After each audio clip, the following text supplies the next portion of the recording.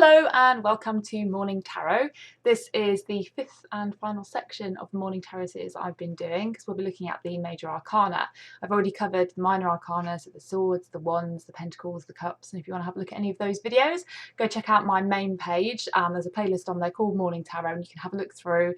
In the description box for each one I have put which cards I'm covering in the videos. If you're just looking for a specific card, it should be fairly easy to find. So Major Arcana, there is a lot to say about these cards because they are big kind of life events, and for that reason I'm actually going to try and do a very brief sort of overview of the cards rather than going into too much detail because otherwise it would go on forever. And I did fall foul of this the first time I tried to do a tarot series. I set off with the Fool actually, which is going to be the first card today, and I went on for like 2 videos and it was too much and I thought, you know, this is not sustainable, I can't do it. So this is just going to be a brief introduction to the cards themselves, and then you can like go off and do more research or do a video response and sort of help kind of flesh it out and say some more stuff about your deck or your cards. So today we're going to be looking at the Fool, and we're going to be looking at 3 cards. It'll be the Fool, the Magician and the High Priestess. Okay, so setting off with the Fool.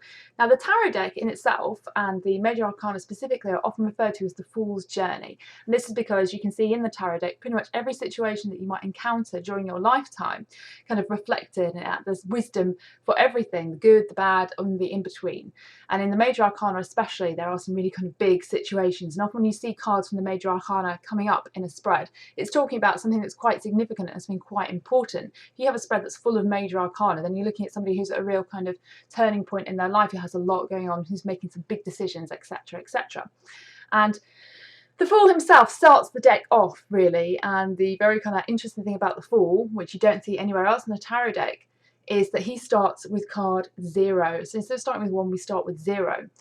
And the reason for this is that the Fool represents beginnings, new creation, inspiration, the starting of things. And of course, when we go through cycles in life, we'll go through something and we'll go through sometimes the same cycle over and over again until we learn that lesson. When we've learned that lesson, we move on to something else. So life never ends. You know, it's continual cycle. One door closes, another door opens. And for that reason, the Fool starts at 0 because it's reminding us that we just go round and round. You know, what goes up must come down. When one cycle ends, a new thing begins. So it's kind of this constant, perpetual motion, this perpetual cycle that we go through in life. And when you see the Fool card, you're looking at somebody who's standing on the threshold, on the precipice of something new, a new cycle, a new venture.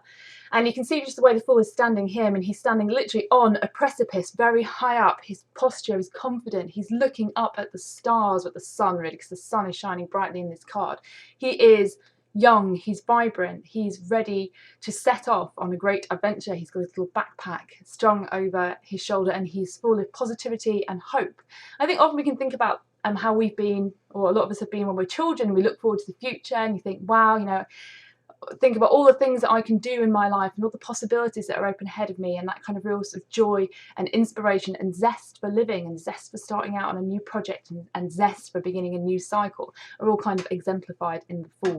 Very much, actually, this card makes me think of, and I'm sure everyone has seen the movie The Lion King, right at the beginning when they kind of hold up the baby, behold, and they sing the circle of life on like a similar kind of precipice to this. It makes me think of this idea of cycles. You know, it's the beginning of something great, it's the beginning of a cycle, and there's something new and exciting in there. The Fool himself, usually I would say this is a very positive beginning, in pretty much always. He's standing here with the sun in the background when the sun is shining bright down. This is something that is full of kind of the sunny side of life, and he's full of inspiration, he's full of hope, and he's really full of energy. You know, he just wants to get out there and have a great adventure. He's standing in this sort of almost dramatic posture which sort of really shows his enthusiasm, almost kind of like a ballet stance. You know, everything is beautiful. This is someone who will often see things with that kind of childlike wonder and that sort of like naive quality of always looking at the positive. And this card will tell you to look at the positives of a situation, not the negative. Always be solution oriented. It's telling you not to focus on what the problem is, but to focus on the solution. Keep your chin up and fix your eyes up on the sky. You know, we're all in the gutter, but some of us are looking at the stars kind of idea. So even if you're going through something that's difficult, the Fool is there to remind you that we have this sense of adventure and this sense of childlike wonder can live inside us. He's holding this little white flower here, which is like a real flower of purity and youth and newness and freshness. He's also accompanied by this little white dog here. And the dog is something that people have different opinions about what the dog means. And I think for myself, when I look at this card, if I'm drawn to the dog and I'm looking at a situation with the cards around it that looks like it might be a bit sort of dangerous or a little bit dodgy or precarious in any way, I'll look at the dog as being almost like a warning, because sometimes we can become so fixated on our dreams and our ideas and our goals, and we just want to do things so much that instead of taking the time to really think things through or to look for pitfalls around us, we will just go ahead. And so you can actually sometimes see this card to indicate that somebody is being too naive about a situation. They're being a bit blinkered. You know, they're refusing to see either the negatives or the not so much negative, but they're refusing to see the obstacles, and instead of taking the time to actually work things out so they can go ahead like in a constructive and safe manner, they might just be so enthusiastic that they won't see the warning signs, and they're just about to head off over the cliff, and they're either going to fly or they're going to fall. And so the dog, in that aspect, I think is just a little reminder to bring yourself down to earth. Don't live with your head in the clouds 100% of the time. It's great to dream, it's great to have ideals and have goals and to have vision. And this card really has all that kind of vision and that enthusiasm for life. But also you have to remain grounded. So you can have as many dreams and goals and things, and it's a wonderful inspiration to you, but also remember that you need to be grounded at the same time, that you have to just look where you're going. Don't rush into something or sort of make a mistake out of inexperience or because you haven't really planned things out or thought about things properly. So it can be an indication that people just need to look around a little bit before they jump into something and make sure that they know what they're doing and that it's kind of safe to proceed. I'm going to move on actually. I could go on about them for such a long time. And the Fool also really has kind of the energy for me of like the pages. They've all got that kind of young, inspirational quality to them. There's a quick reminder of them. You know, we've got here the Page of Pentacles, who's kind of staring at this wonderful kind of opportunity. The Page of Swords, who's sort of ready to go. We've got the Page of Cups with this sort of gentle, youth-like qualities, and the Page of Wands. They're all gazing, they're all kind of these young energy, and that sort of energy comes along with the Fool as well. Next we move on to the Magician. The Magician, for me, this is the card of manifestation. We're looking at somebody who is standing here, this background of this yellow inspiration, of this red of action. They've got the flowers growing all around the card, showing this kind of real blooming growth and fertility and a wonderful situation. Before him, he's got a table here which has one of each of the different suits on it. It's got a cup, a pentacle, a wand, and a sword. And he is standing here with the infinity symbol over his head, like kind of endless energy, endless cycles going on, holding a wand in his hand, and he's pointing up and down. This is the card that is really talking about the phrase, as above, so below. And that means that the creation is a direct reflection of the creator. It's telling us, when you see this card in a spread, that what you're looking at is a situation where you are creating your reality. You are manifesting your own reality for yourselves. You have the power to do this. Magic can happen when you see this card. You know, as above, so below. We create our own reality, we create our own lives. And what it's telling us as well is that when you have the Magician card here, you have somebody who has all the tools they need at their disposal. They've got one of each one of each suit laid out before them. So this is somebody who is actually able to use the best energies and the best qualities that come with all of the different suits in the tarot deck. They can master them, they can use them to really create what they want in their lives. So if somebody really has this dream like the Fool and this vision, and they also have the Magician, it's saying that not only do they have the vision and they have the drive to do something and the desire, they actually have all the tools that they need at their disposal. They can be sort of a master of everything, and so they can use that, they can use this kind of feeling of eternity, this feeling of balance above and below that comes with the Magician, and the balance of all the four different aspects of the tarot deck coming together in one place to create a situation that is literally magical. The Magician is somebody who is very charismatic, he is very confident, he's in control in a good way of everything that is around him or her, obviously, and we're looking at a situation where you can manifest anything anything you like, if you can dream it, you can do it. This is the card that is telling you you have the power. So go ahead and really go for your dreams. There's nothing that you cannot achieve. It makes me think of sort of different situations that can come with the Magician. I've pulled out a couple of cards from the Minor Arcana. I'm trying to race through this now because I'm already at 10 minutes. I've got another card to go.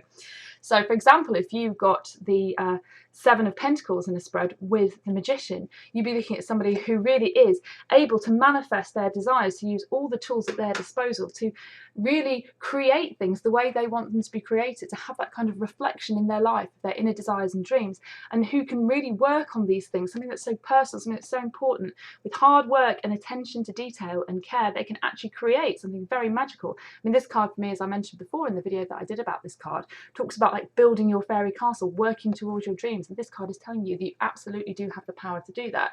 Obviously, as with all the cards, there are different sides and aspects to it, and here's a different aspect to the Magician card. For example, the Magician is somebody who does have that magnetism, has that control, has that power, who can create whatever they like. And so you do have to sometimes be aware of the cards that are around the Magician to see that somebody is not using their power for negative reasons. You know, use your powers for good.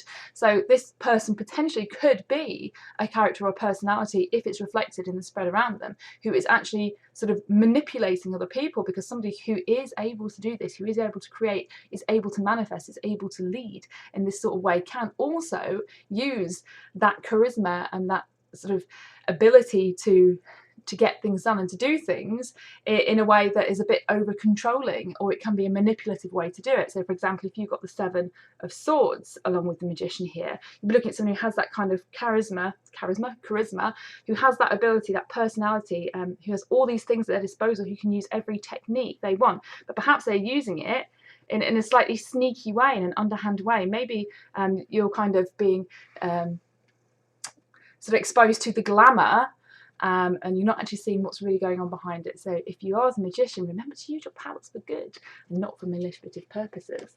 And finally today we're going to look at the High Priestess, and that is card number 2. Now we'll do, at some point, I'll probably do some kind of numerology videos. I'm going to give everybody a break from tarot videos, and I've done these though. And the numerology of 2 is partnerships, it's balance, it's pairs, and the Priestess herself is here as number 2.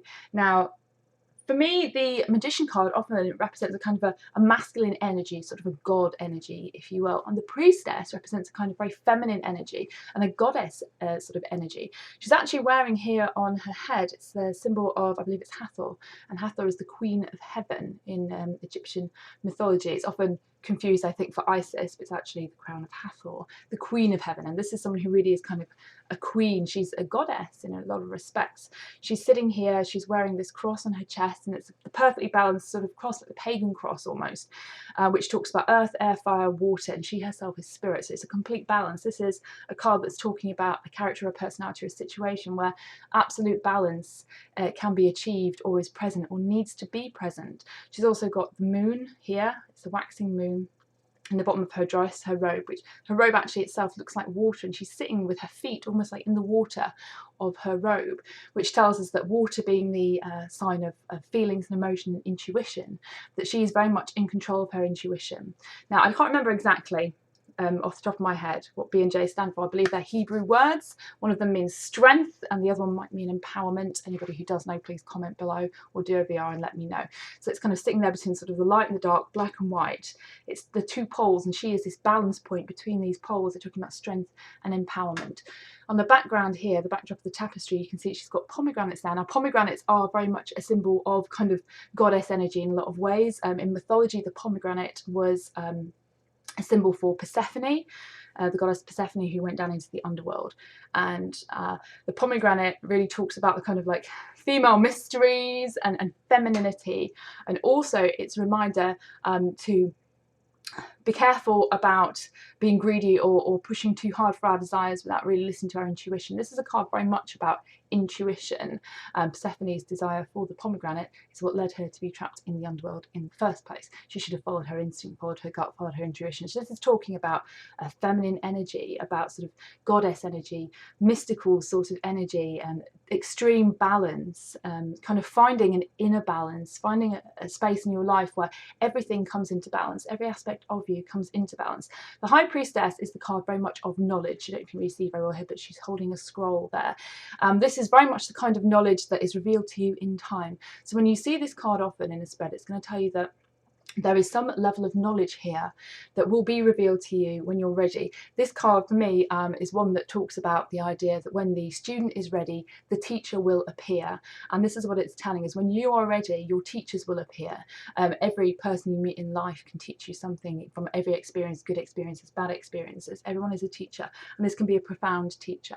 This is a personality who is very calm, who is very kind of intelligent, very intuitive, and somebody who listens, is quiet and very patient, listens a great deal and holds an awful lot of wisdom, and they will help you when you're ready to be helped. And this is not somebody who's going to kind of run and push forward to change things for you. This is somebody who will empower you to change things for yourself. And often the final thing I'll say about this card is when you see pillars in the tarot deck, you're looking at a threshold between the outer world and the inner world, between your conscious mind and your subconscious mind. And we will see some more of that as we get through into, for example, the card for the moon, which this card has an association with.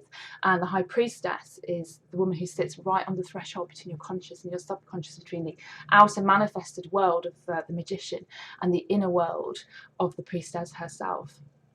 I'm just going to move on from that one very quickly because I know this has already gone on for 16 minutes. So please make a video response and talk about the cards. That was a very, very, very brief introduction to those three. So I'd love to hear anybody else's point of view, and I will talk to you tomorrow. Bye bye.